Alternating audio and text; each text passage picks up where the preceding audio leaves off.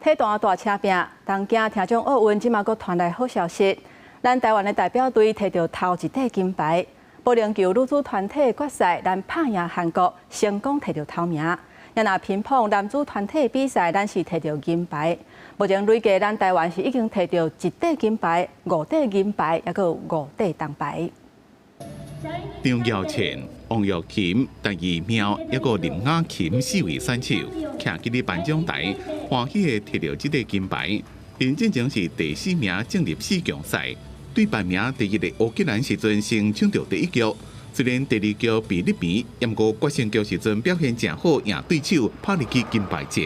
伫决赛对南韩，台湾女子选手配合甲正巴，一个正稳定，为了正强连续赢2局，赢南韩，摕到台湾代表团伫这届听奥的第1块金牌。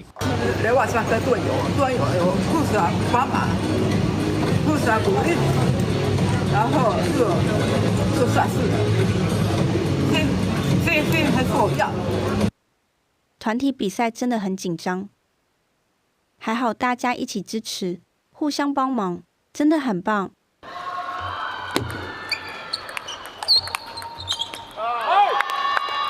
过来看桌球男子团体赛，杨英忠、郭岳东、王凯翔、罗思杰组成的台湾代表队，第4强对地主日本，虽然有对方满场的加油声压力，表现也是正稳定，3-0赢日本进入金牌战。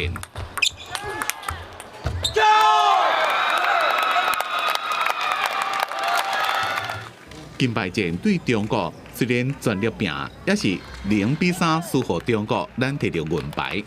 年纪大了，还是有影响，体力还是不够好。对，毕竟中国都比较年轻。对，然后我在打的技巧还不够走，速度还不够快。必须得到银牌，就达到我们预期的目标了。25是听奥最后一天的赛程，台湾提牌的重点项目羽球加保龄球，分别要进行团体赛加混合组团体赛，有机会阁提牌。记者综合报道。